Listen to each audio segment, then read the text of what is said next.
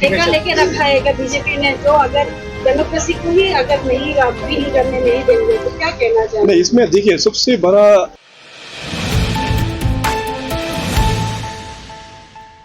करीबन 27 इयर्स और ये डिमांड जो है काफ़ी जेन्युइन डिमांड है। तो मैं इस राज्य का मुख्यमंत्री बनने के बाद 2016 में तो मैंने ट्राई किया कि बिचुम डिस्ट्रिक्ट का जो इतने सालों का जो डिमांड को हमको किस प्रकार से आगे लेके जाना है। तो सीरीज ऑफ मीटिंग हुआ है। सीरीज ऑफ मीटिंग होने के बाद हमें पता चला है कि ग्राउंड में कुछ प्रॉब्लम है, वहाँ पे उसको सुलझाना बहुत ही ज़रूरी है। तो उसको देखते हुए ग्राउंड में बहुत सारा कम्युनिटीज़ के साथ में हमारा मीटिंग हुआ, यहाँ के विधायक के साथ में भी कई सारा मीटिंग हुआ और एपेक्स बॉडीज़ का साथ में भी हमारा मीटिंग हुआ। तो जो जेन्युइनिटी को देखते हुए और यहाँ के जो पब्लिक का जो सेंटिमेंट है, उन लोग ने हमें एक्सप्रेस किया कि बिचुम डिस्ट्रिक्ट होने से आप लोगों को पार्टी जो भी बोलेगा हम लोग एकदम एकजुट होकर पार्टी का साथ देंगे। तो इसलिए अभी डिस्ट्रिक्ट तो हम लोग ने बना दिया। तो आज खास करके मैं यहाँ पे आया हूँ कि जिस पार्टी ने डिस्ट्रिक्ट बना के दिया है उस पार्टी को आप लोग सहयोग करने के लिए यहाँ पे बेसिकली मैं इस डिस्ट्रिक्ट को क्रिएशन होने के बाद यहाँ के लोगों को मैं वोट मांगने के लिए आया हूँ। सर, कांग्रेस पार्टी ने कल एक आरोप लगाया कि बीजेपी जितने भी कैंडिडेट्स थे कांग्रेस के, काफी ज्यादा कैंडिडेट्स को परचेज कर लिया गया और जितने भी कैंडिडेट्स को विड्रॉ किए जिन्होंने कांग्रेस, ये आरोप लगाया है कल नाबार्ड। ये मैं नहीं मानता हूँ क्योंकि हमारा बीजेपी में तो जैसे मैं कहा कि हम लोग मनी पॉलिटिक्स में हम लोग बिलीव नहीं करते हैं। और अभी आप देखा जाए तो मेरा ये सवाल रहेगा कांग्रेस से कि 60 असेंबली कॉन्स्टिट्यूंसी है और उन लोगों का शायद मे बी 30 में भी शायद नॉमिनेशन फाइल अप नहीं हुआ है। तो उनका परफॉर्मेंस ही देखिए कि कितना घटिया रहा है कांग्रेस का टाइम में। तो कांग्रेस को तो अरुणाचल के जनता लोग ने पूरा दिल से ही निकाल के फेंक दिया है। जिन जिन लोगों ने भी उन कांग्रेस ने शायद टिकट दिया और जिन जिन लोग ने अपना कैंडिडेचर विड्रॉल किया है उन लोग ने अच्छा सोच के किया होगा, क्योंकि बीजेपी सरकार जो है वो परफॉर्मेंस के साथ आधार पर चलते हैं। तो बीजेपी सरकार का परफॉर्मेंस को देखते हुए भी वो लोग ने शायद जिन जिन लोग ने कांग्रेस उम्मीदवार लोग ने जो अपना नामांकन पत्र विड्रॉ किया होगा उसी आधार पर किया होगा। मनी कल्चर और दूसरा कोई भी फैक्टर के आधार पर किसी को भी विड्रॉ करने का ऐसी साजिश नहीं है। Sir, no doubt as a CM candidate and president MLA भी आप उसको आप अगर तुम कैंपेन तो कर रहे हैं, मोरओवर अगर बात करें मामा नजर सर तो नो डाउट ये डन एंड नॉट बोला जाएगी के लिए भी। लेकिन सर आप एक और कह रहे हैं कि डेमोक्रेसी है और एक और आप ये भी काइंड ऑफ लाइक वन कहें या क्या कहें, यहाँ के लोगों कह रहे कि अपोजिशन को वोट नहीं देना, अगर देता है तो इनकमिंग दे काइंड ऑफ आप लोग नहीं देखेंगे, इसका जो कहना है सर पार्टी के जो एमएलए बनता है उनका कॉन्स्टिट्यूंसी के लोगों को सिर्फ देखने का ये ठेका लेके रखा है क्या बीजेपी ने, जो अगर डेमोक्रेसी को ही अगर नहीं भी करने नहीं देंगे तो क्या कहना चाहिए? नहीं, इसमें देखिए सबसे बड़ा आप लोग मीडिया हाउस वाला से भी मेरा ये अपील रहेगा कि आप लोग एक रिसर्च मारिए। इस बार का 2024 का जो इलेक्शन चल रहा है उसमें आप लोग एक रिसर्च आप लोग मारिए, कौन सा पॉलिटिकल पार्टी ने 60 असेंबली कॉन्स्टिट्यूंसीज में उम्मीदवार डाला हुआ है। बीजेपी के अलावा किसी भी पॉलिटिकल पार्टीज में 60 का 60 उम्मीदवार बिल्कुल नहीं है। किसी भी पॉलिटिकल पार्टीज का 30 नंबर्स भी नहीं पहुंचा है। तो प्रैक्टिकल सा बात है कि सरकार बनाना है तो आपको उम्मीदवार तो कम से कम फिलअप तो होना चाहिए 60 का 60। कोई किसी भी पॉलिटिकल पार्टीज का उम्मीदवार नहीं है, 30 भी क्रॉस नहीं हुआ है। तो सरकार वो लोग कैसे बनाएंगे? सरकार बनाएंगे तो बीजेपी ही बनाएंगे। तो मैं लोगों को गाइड कर रहा हूँ कि एक पॉलिटिकल माहौल अच्छा होने के लिए पार्टी का साथ देने से डेवलपमेंट और भी दोगुना डेवलपमेंट हम लोग कर पाएंगे। सर, आपने अपने स्पीच में कहा कि सर हर एक पोलिंग बूथ का, जैसे मामा नजर सर का कहा कि हर एक पोलिंग बूथ का अपने डाटा निकालेंगे कि कहाँ से कितना है। तो सर पब्लिक को ऐसे भी लग सकता है ना कि आप वो डाटा के हिसाब से वो काम देंगे, कहीं से अगर हाँ नहीं आपका प्रश्न सही है। नहीं, ये तो एक पॉलिटिकल एक एनालिसिस करना पड़ता है कि हमारा पार्टी का कौन सा बूथ में कमजोर है, कौन सा वोट में हमारा स्ट्रेंथ है, ताकि आने वाला दिनों में अपना सभी पॉलिटिकल पार्टीज का ये तो एक अपना होता ही है कि पार्टी को स्ट्रेंथनिंग करने के लिए अगर जहाँ हमारा किसी भी बूथ में अगर हमारा पार्टी का परफॉर्मेंस कम होता है तो उस बूथ में हमको स्ट्रेटेजी बनाना होगा कि आने वाला दिनों में उसको किस प्रकार से इम्प्रूवमेंट करना होगा। तो इस बार more than 2000 plus polling booth है अरुणाचल प्रदेश में। तो पार्टी के ओर से और हम सभी के ओर से हर एक पोलिंग बूथ को भी हम लोग एग्जामिन करेंगे। सर, चाइना ने रीनेम किए काफी ज्यादा प्लेसेस को, पूरे इंडिया में ये प्रोटेस्ट चल रहा है इसके लेके अरुणाचल की जगह को नाम चेंज कर, तो आप क्या कहेंगे आपका एज चीफ मिनिस्टर के हिसाब से? चाइना ने जो रिसेंट जो रीनेमिंग किया है, this is not for the first time, ये शायद चौथी बार उन लोग ने ये मिस्टेक किया हुआ है। वैसे ऑफिशियली तो अपना एमईए इसका ऑलरेडी जवाब दे चुका है, बट बीइंग एन अरुणाचली, जितने भी अरुणाचल प्रदेश के निवासी हैं, मैं उनकी तरफ से इस जो रीनेमिंग जो किया है चाइना ने, उसको पूरा हम कंडेम करते हैं। सर, असम के सीएम ने कल कहा था सर टीट फॉर टेट, अगर उन्होंने 30 जगह का नाम लिया है तो हमको 60 को देना चाहिए था। आप उसका ऊपर आप क्या कहना चाहेगा? नहीं, जो भी बोला सही बोला। सर, रिलीजियस बॉडीज को सर इलेक्शन पॉलिटिक्स में इन्वॉल्व नहीं होना चाहिए, लेकिन एक अरुणाचल क्रिश्चियन फोरम की तरफ से एक लेटर डिस्ट्रीब्यूट किया कि जो कैंडिडेट्स हैं, एमपी कैंडिडेट हैं नाबम तुकी और बोसीराम शेराम, इनको सपोर्ट किया जाए, इसमें आप क्या कहेंगे?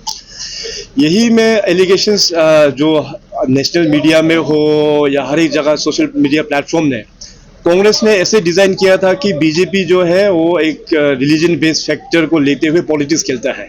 आज देखिए हकीकत सामने में है, कांग्रेस का उम्मीदवार को सपोर्ट करने के लिए रिलीजियस फोरम का यूज कर रहा है। तो इसमें आप लोग देख सकते हैं कि बीजेपी जो है वो सेक्युलर है ना, कांग्रेस सेक्युलर है, बीजेपी ज्यादा सेक्युलर है। बीजेपी जो है we are based on performance का आधार पर हम लोग इलेक्शन खेलते हैं। किसी भी जनजाति, किसी भी रिलीजियस को लेके हम लोग पॉलिटिक्स नहीं खेलते हैं। ठीक है, सरकार में आने के बाद सहयोग हम लोग करते हैं, जनजाति लोगों को सहयोग करते हैं, अलग अलग ऑर्गेनाइजेशन अलग अलग उसको सहयोग, लेकिन अपना जो मैनिफेस्टो और एजेंडा जो होता है रिलीजियस बेस्ड पॉलिटिक्स करके खेलना, ये सबसे गंदा पॉलिटिक्स है। और अरुणाचल प्रदेश में this will be an history created by the Congress. उन लोग ने, कांग्रेस ने क्रिश्चियन समुदाय लोगों को यूज करने का पूरा कोशिश किया, मगर मेरा पूरा फेथ है जितने भी अरुणाचल प्रदेश में जो अपना क्रिश्चियन जो भाई बहन है, माता पिता है, वो लोग पूरा पॉलिटिक्स को रिलीजन से पूरा सेग्रीगेट करेंगे, ये हमें पूरा विश्वास है। पॉलिटिक्स को रिलीजन में मिक्स नहीं करेंगे, ये पूरे हमें विश्वास है। मगर जो गलती कांग्रेस ने जो किया है, आने वाला दिनों में भी अरुणाचल प्रदेश की जनता और अरुणाचल प्रदेश का युवा लोग कभी इसको माफ नहीं करेंगे। सर, सीएम तो सर आप तो सर आपके बातों से लग रहा है कि काफी तैयार है बीजेपी एनएपी कैंडिडेट काफी सर, लेकिन जिसके लिए आप आए हैं उनसे हम जानना चाहें, मामा सर आपसे हम जानना चाहेंगे कितना तैयार है? ऑलरेडी आप जो टेन्योर अभी 30वां के लिए आप ऑलरेडी उतर चुके, कितना तैयार है हम जानना चाहेंगे एज ऑफ नाउ। देखिए, ऑनरेबल सीएम सर ने तो आप लोग को बता ही दिया कि पार्टी जिस प्रकार से जो पार्टी का जो सर ने स्पीच में भी मेंशन किया, जो अपना भाजपा पार्टी है, हम सब अपना जो डेवलपमेंट विकास के ऊपर में हम लोग काफ़ी विश्वास करते हैं।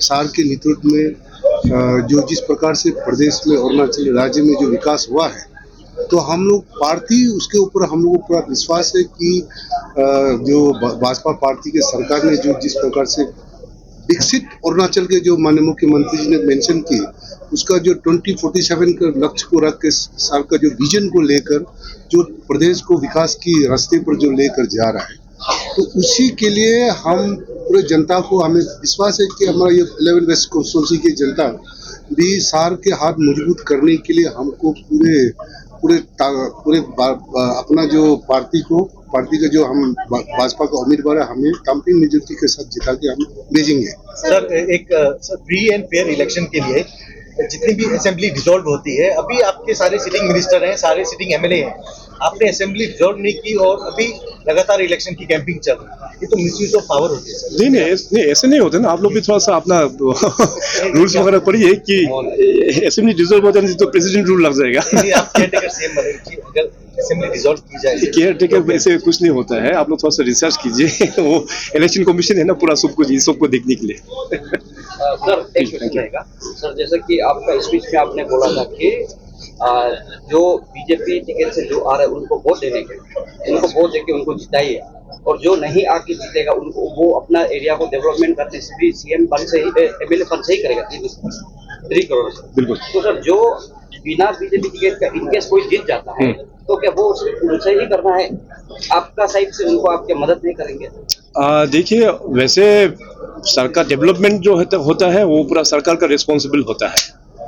तो आजकल तो देखिए अभी आप जो रूलिंग पार्टी का बोलिए या जो भी पॉलिटिकल पार्टी का कैंडिडेट को अगर आप सपोर्ट नहीं करेंगे तो एक्सपेक्टेशंस जो है वो भी हम लोग उतना फुलफिलमेंट कर नहीं पाएगा ना, ये तो क्लियर सी बात है।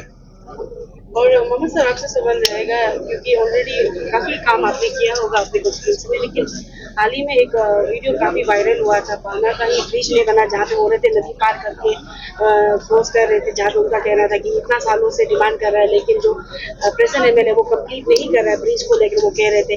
इवन जो अगर बात करें जो अगर हम टाउन से निकल के ब्रिज क्रॉस करने पाकुती एरिया, वहाँ पे पूरा रास्ता दिलपतित कंडीशन में, उसको लेकर क्या कर रहे हैं, या फिर आप प्लान कर रहे हैं आने वाले साल में अगर आप जीतते हैं तो फिर से आप लोग ये सबको भी प्लान करेंगे? वही तो है, इसलिए तो उतना सालों से जो काम नहीं हुआ, तो भाजपा की सरकार ने सार के नीतुड में मैंने मेंशन किया कि ये जो बाना तो रिचुकुरुंग रोड कम से कम 25 साल से लोगों का डिमांड था। अभी रिसेंटली इसका सैंक्शन हुआ 69 करोड़, ये ब्रिज का भी सैंक्शन हुआ। उतना सालों से जो नहीं हुआ, जो सार का नीतुड में हो रहा है, तो उनका कहना सही कि उतना सालों से नहीं हुआ, भाजपा सरकार ने ये सैंक्शन करके दिया है। ये अभी जल्दी जिस हिसाब से जनता चाहता है कि सैंक्शन हो गया काल बना दो, ऐसे तो ब्रिज और सड़क बनाने में साल 2 साल तो लगता है ना। सर पाकुती एरिया का क्या कहना चाहिए रोड?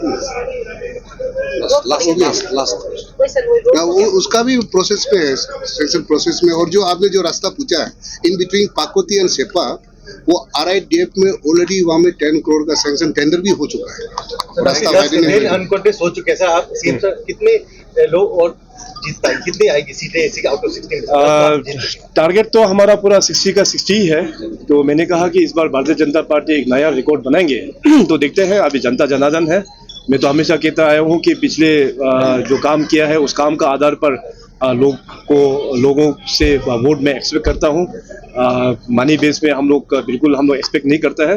तो काम जो है हम लोग ने करके दिखाया है, उसी आधार पर हमें पूरा उम्मीद है कि अरुणाचल में इस बार बीजेपी एक नया रिकॉर्ड बनाएंगे।